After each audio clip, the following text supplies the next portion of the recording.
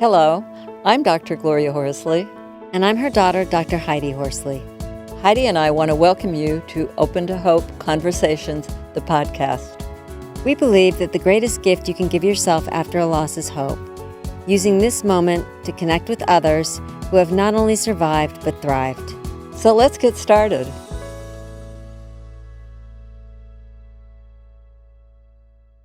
Welcome to the Open to Hope Show. I'm your host, Dr. Gloria Horsley. My co-host, Dr. Heidi Horsley, wasn't able to be on with me today, so I'm flying solo.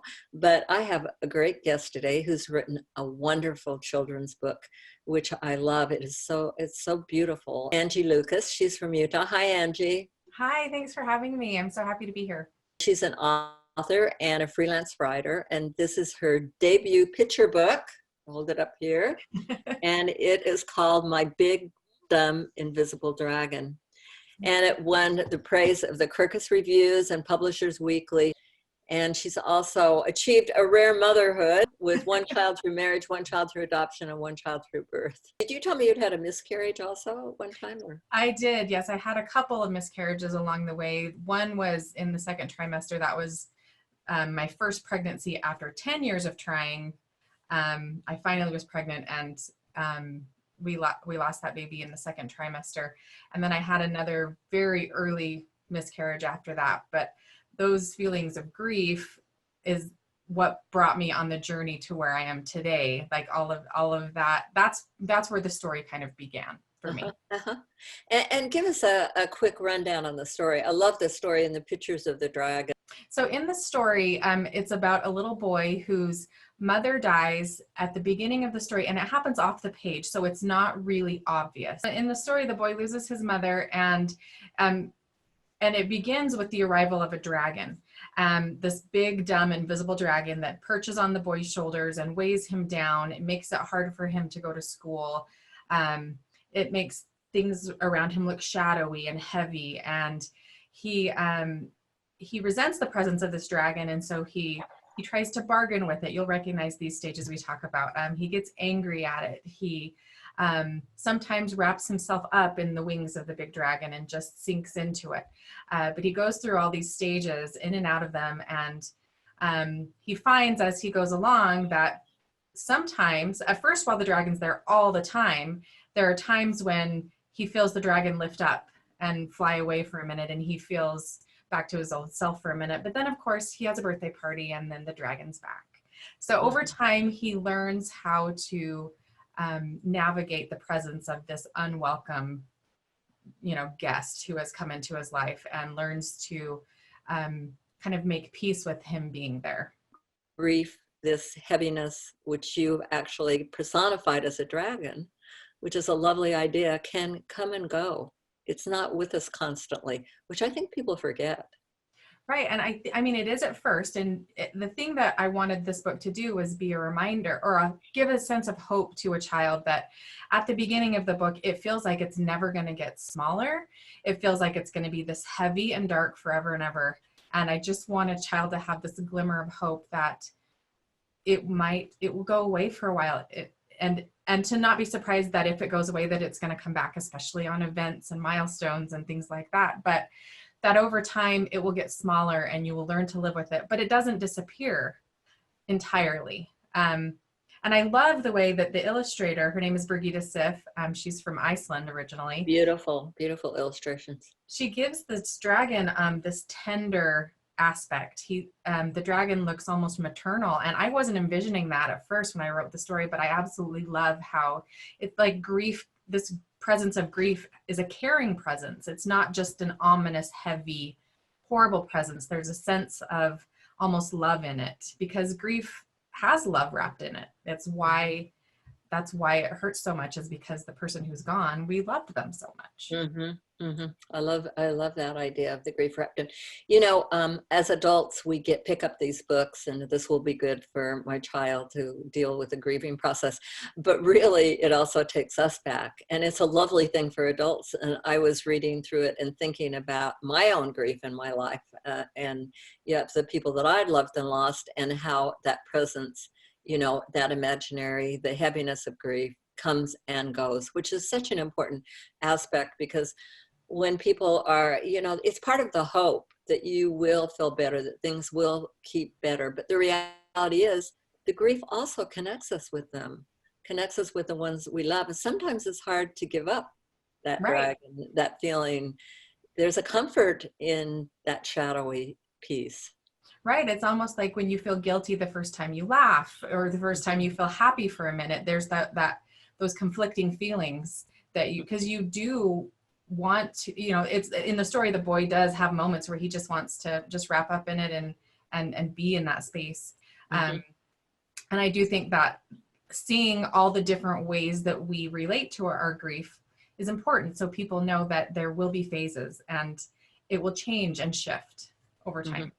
And people looking at children too. It's the way you've done the book. It's a great book to look at, to realize how children do come and go and experience the grief. But I love imaginary friends too, because my sister growing up had a very best friend who wasn't real.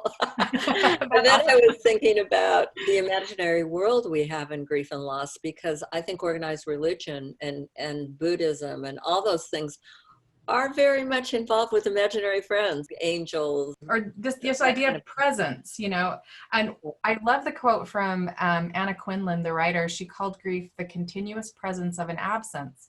And I love the way she acknowledges that there's a presence to it. It's not just like they're gone. You feel them being gone so heavily. There's almost a presence to it. So I like that analogy.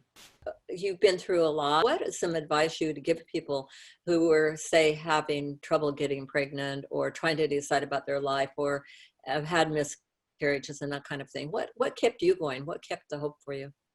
I think I just had to really let myself be where I was at each given time, and like kind of try to be as present as I could, because the problem with these infertility journeys that's so hard is that it makes it really hard to see your future, what to do next. There's always another deadline or test or something that you need to do next.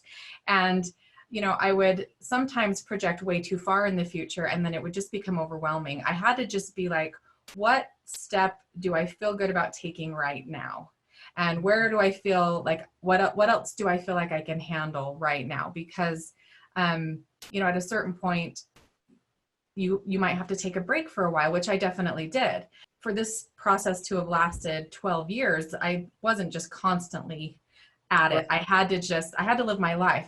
There's a lot of grief in there too. Let's stop Right. and say that. You had to go to the dragon and then not, and then have it happen again. It's definitely a big roller coaster. And there were times when I needed to just live my life and take a break from it and say, I just can't handle focusing on this anymore. And so I would kind of go up and down and up and down. And we did our adoption, and I didn't want to do that until that was really I didn't want it to be a second choice, if that makes sense. I wanted to make sure that I was 100% all in on wanting to adopt. And we did get to that point where that's what we wanted to do, and that path felt right. So we went down that path, and that was a wonderful experience. We did our adoption first, and then ended up doing all the infertility as a, the next, I guess, stage of infertility. I kind of had the outcome I wanted, and I expected to get there much more quickly. It still took 4 years of up and down and up and down. And I think it's also important to just honor your own journey and your own story. Sometimes I would hear somebody's story. Well, it took them 7 rounds of IVF to get pregnant. So I'd be like, oh no, that's going to be my story. I'm going to have to do 7 rounds. Or, I couldn't identify too strongly with any one story. I just had to really take it step by step. I wanted to ask you, has writing helped you? Writing helped me a ton. I am a journaler and always have been a writer. I used to work in the scrapbooking industry where we would do a lot of memory keeping, and writing really helps me to make sense of things. The very act of writing gives you a sense of almost control over your story. It makes it so that you get to make sense of it. You get to decide what things mean. And I love that. We sometimes think that the things that happen to us just mean something outside of ourselves, but really we get to decide what they mean. We get to make those connections, and it helps me a lot to feel like I have a sense of control even though we don't have a sense of control, but it's this idea that you can take back some control over the things that happen to you and decide how it fits into your personal story. One thing I like about writing also is that sometimes I feel like I may forget it. If I put it down, I don't have to keep remembering it. I do think there's, this purging that can happen in the sense of like catharsis. It plants the idea that it's possible to make sense of these things. Like the fact that you're writing it down and putting it into a sentence or a paragraph, instead of it just being this thing I can't make sense of that happened to me, like I get to make sense of it. And there's something about that organizational process that I think is really powerful. My hope with the book is to help people connect across different experiences and just feel like even though every grief is completely unique, every loss is completely unique, we can feel less alone in that when we know others can relate to pieces of it. Tell us where we can get it. Give us your website. So I'm at angielucas.com, and at my website, if you sign up for my newsletter, which I don't send all that often, but there is this lovely kit that comes with it that has activities and coloring pages and things that will help children and adults engage with the themes of the story in much deeper ways. But the book itself is available just anywhere books are sold: Amazon, Barnes & Noble, independent bookstores. Thank you so much for being on the show today. It's been delightful, and good luck with your book. Thank you so much. It was wonderful being here.